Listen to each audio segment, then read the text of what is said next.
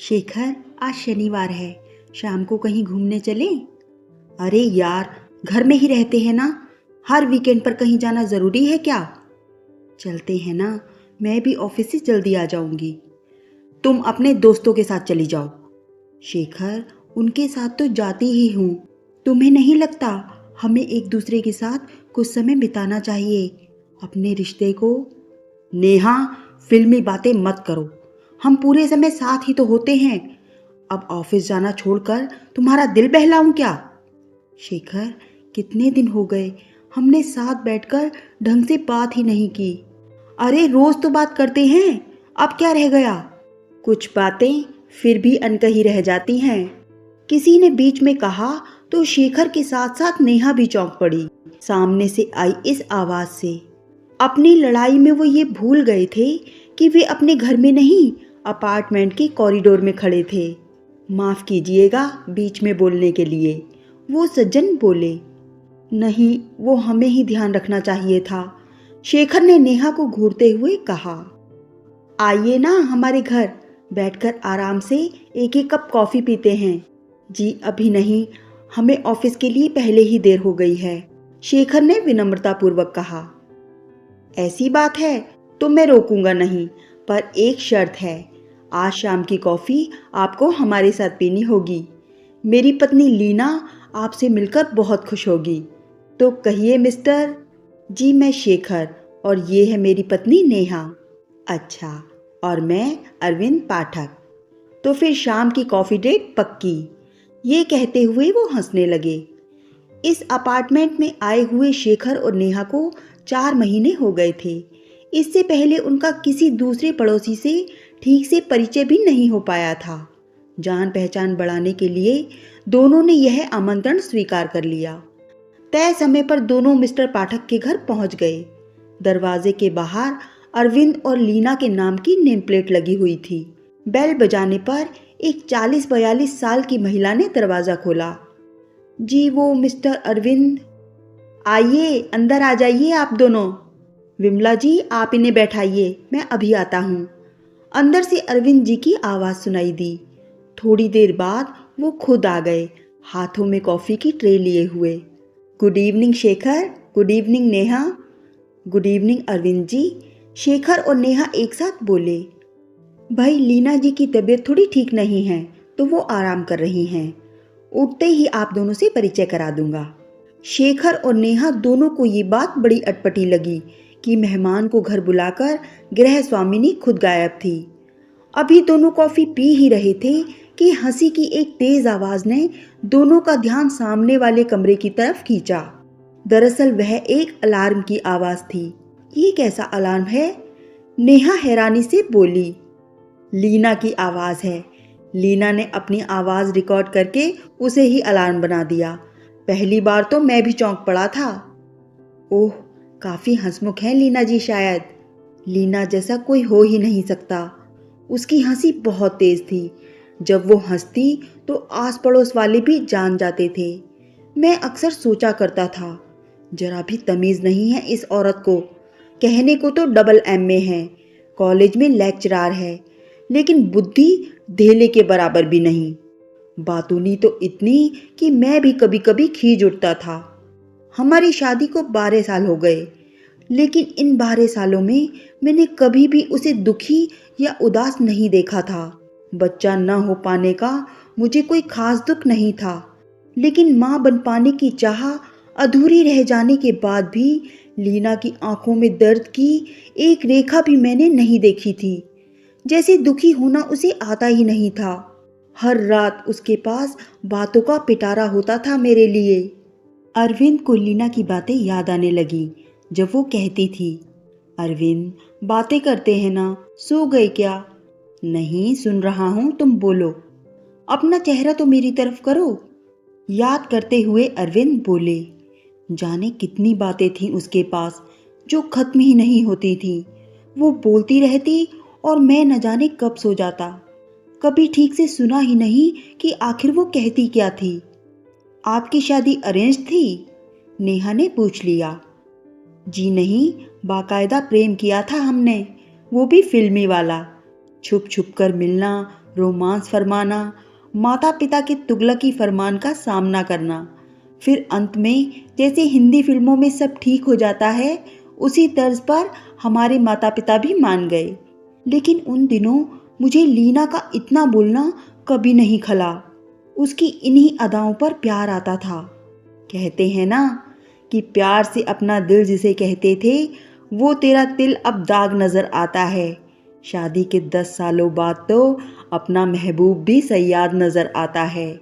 लेकिन लीना की तरफ से कभी कोई बदलाव मैंने महसूस नहीं किया था। जितनी अच्छी तरह वो मुझे समझती थी उस तरह तो मैं कभी खुद को भी नहीं समझ पाया। कब मुझे चाय चाहिए होगी, कब मेरा पकोड़े खाने का दिल कर रहा होगा, कब मैं बॉस से झगड़ कर आया हूँ, कब मैं उदास हूँ, ये सब वो मेरे बिन कहीं समझ जाती थी। क्योंकि शायद हर स्त्री के अंदर कहीं ना कहीं एक माँ छुपी हुई होती है। हर पार्टी की जान हुआ करती थी लीना। कोई भी मुझे इनवाइट करता तो उसके पहले उसका अनुरोध होता, भाई अकेले मत आना, भाभी को जरूर लेकर आना। लीना का कहीं भी जाकर उसी परिवार का हो जाना मुझे बहुत परेशान करता था। मैं उसे अक्सर कहा करता था, तुम गेस्ट से कब होस्ट बन जाती हो पता ही नहीं चलता। सबसे इतना घुल मिल जाती थी। खाना अच्छा बनाती हैं वो? नेहा के इस सवाल पर अरविंद मुस्कुरा दिए। जी नहीं, लीना को तो खाना बनाना आता ही नहीं। हाँ, मगर उसे खाना खिलाना आता था। इतने प्यार और सलीके से वो खाना सर्व करती थी कि 2 रोटी खाने वाला 5 खा जाता। मेरे दोस्त अक्सर कहा करते थे कि भाभी जी को दिल जीतना आता है। मेरा जवाब होता कि तेरी भाभी को बातें बनाना जो आता है। कभी कभी तो मुझे लगता कि मैंने एक औरत से नहीं टेप रिकॉर्डर से शादी कर ली हो। पर अरविंद जी, आप बार बार था का इस्तेमाल क्यों कर रहे हैं? लीना जी तो। इससे पहले कि अरविंद नेहा की इस बात का जवाब देते विमला आ गई। साहब मैं चलती हूँ, खाना बना दिया है और मैडम के कपड़े भी बदल दिए हैं। विमला जी 1 मिनट रुकिए, आपकी तनख्वाह निकाल कर रखी है, अभी लेकर आता हूँ। अरविंद जी के अंदर जाते ही शेखर ने विमला से पूछ लिया, ये लीना जी का क्या चक्कर है? बार बार था बोल रहे थे जबकि उनकी पत्नी तो अभी जिंदा है। मैडम होकर भी नहीं है। क्या मतलब? नेहा ने पूछा। आज से करीब 4 साल पहले मैडम को पैरालिसिस का अटैक हुआ था। मैडम कोमा में चली गई थी। 2-2.5 साल तक तो साहब ने अकेले ही मैडम को संभाला। साथ साथ ऑफिस का काम भी घर से ही करते रहे। फिर दोस्तों के समझाने पर 1.5 साल पहले मुझे काम पर रखा। पर कमाल की बात तो ये है कि पता नहीं कैसे साहब को बिना मैडम के बोले ही पता चल जाता है कि कब उन्हें बाथरूम जाना है, कब टीवी देखना है, कब भूख लगी है, कब कहानी सुननी है। साहब तो मैडम को तैयार भी खुद ही करते हैं। वो तो आज आप लोग आ गए इसीलिए मैंने कर दिया। टीवी, बाथरूम, इसका मतलब अब काफ़ी सुधार आ गया है उनकी हालत में। तब से अब तक बस इतना ही सुधार आया है कि मैडम कोमा से तो बाहर आ गई हैं। लेकिन क्या? लेकिन मेरे टेप रिकॉर्डर का म्यूट बटन दब गया है शेखर जी। मेरी लीना की आवाज़ चली गई और साथ ही पेट के नीचे का हिस्सा भी निर्जीव हो गया है। अरविंद जी आ गए थे। कुछ देर तक सभी चुपचाप बैठे रहे। विमला के जाने के बाद नेहा ने बात की शुरुआत की। माफ़ कीजिएगा अरविंद जी, वो नहीं कोई बात नहीं। पर अचानक ये हुआ कैसे? शेखर ने पूछा। उस रात मैं ऑफिस से लेट घर पहुंचा था। बॉस से झगड़े के कारण मेरा मूड बहुत ख़राब था। वो फ़ोन पर अपनी सहेली से बातें कर रही थी। जब मैं हाथ मुंह धोकर आया, मुझे देखकर हंसते हुए बोली, डिनर करोगे या करके आए हो? जला भुना तो मैं था ही। उसे हंसता देखकर मैं चिल्ला पड़ा, मेरे पास तुम्हारी तरह इतने चाहने वाले तो हैं नहीं जो साथ में डिनर ऑफर करें। मुझे लगा था अब तो पक्का लड़ेगी मुझसे, लेकिन उसके चेहरे पर गुस्से की एक लकीर तक नहीं उभरी और वो हंसते हुए बोली, हाँ भाई, तुम्हारी ये बात भी सही है। कड़वा करेला ऊपर से नीम चढ़ा, खाने की हिम्मत तो सिर्फ मुझ में ही है। अच्छा, तो मैं करेला हूँ? हाँ, और तुम्हें तो पता है मुझे करेला कितना पसंद है। ना चाहते हुए भी मैं हंस पड़ा था। अच्छा चलो मैडम, डिनर कर लेते हैं। तुम कर लो, मैं तो कर चुकी। कैसी बीवी हो तुम? दुनिया भर की औरतें अपने पति का खाने पर इंतजार करती हैं, उनके आने पर साथ में खाना खाती हैं। करती होंगी, पर लीना उनके जैसी नहीं है। वैसे भी एक पुण्य आत्मा ने कहा है कि खाने के लिए भूख का इंतजार करना चाहिए, पति का नहीं। अच्छा, कौन सी पुण्य आत्मा? जरा मैं भी तो सुनूं। वही जिनके पति होने का सौभाग्य आपको प्राप्त हुआ है। ये कहकर वो हंसने लगी। उसकी बात सुनकर मैं भी हंस पड़ा था। उस रात बिस्तर पर लेटकर जब मैं फेसबुक चेक कर रहा था, वो मेरे पास आई और कहने लगी, क्या कर रहे हो? बातें अपने दोस्तों के साथ। दूर बैठे दोस्तों से बात कर सकते हो, पास बैठी पत्नी से नहीं। क्या बात करूं तुमसे? कौन सी बात बची है करने को? दिन भर तो बोल बोल कर दिमाग खराब कर देती हो। इसने वो कहा, उसने ये किया। कितना स्टॉक है तुम्हारे पास बातों का, जो कभी खत्म ही नहीं होता।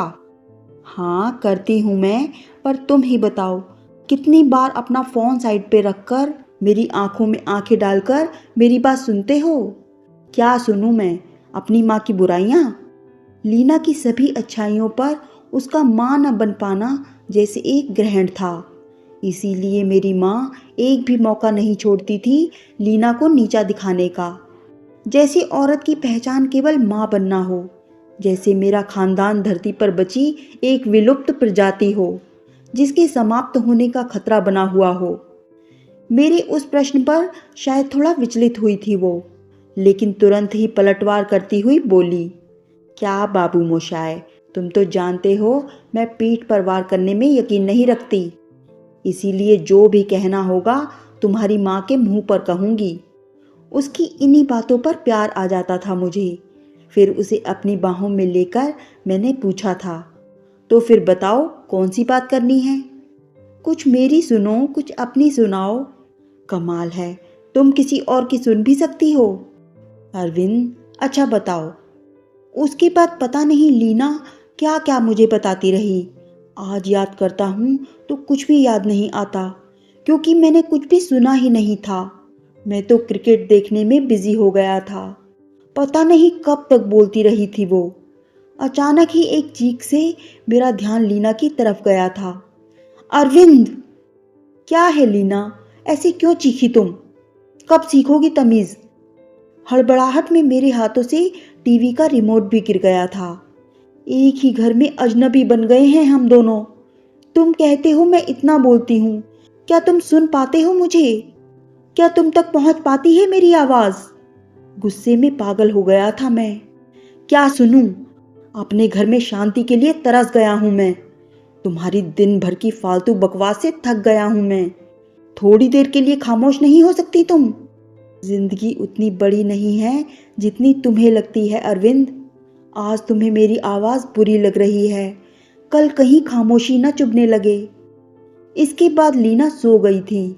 नींद में ही स्ट्रोक आया उसे और मेरी जिंदगी में खामोशी भर गया। ये सुनकर कमरे में एक चुप्पी पसर गई। अरविंद जी, डॉक्टर क्या कहते हैं? नेहा ने पूछा। इलाज कर रहे हैं, अगले महीने लीना को अमेरिका ले जा रहा हूँ। देखिएगा वो बिल्कुल ठीक हो जाएंगी। शेखर ने दिलासा देने की कोशिश की। अरविंद ने एक लंबी सांस ली और बोले, एक बात कहूँ आप दोनों से, चंद लम्हे तुम्हारी जिंदगी के तुम्हारे पास ऐसे मुट्ठी में कैद हूँ रेत जैसे। इससे पहले कि वक्त फिसल जाए मुट्ठी से तुम्हारी, जी लो हर लम्हा आखिरी वक्त हो जैसे। आ आ अंदर कमरे से आ रही इस आवाज़ को सुनकर अरविंद जी अचानक खड़े हो गए। बस इतना ही कहना था आप दोनों से।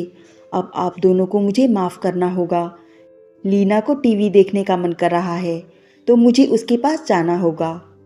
दोनों को दरवाजे तक छोड़ने अरविंद जी आए तो अचानक शेखर रुक गया और पलटकर उसने अरविंद जी से पूछ लिया, अरविंद जी, आपको कैसे पता चला कि लीना जी को टीवी देखना है?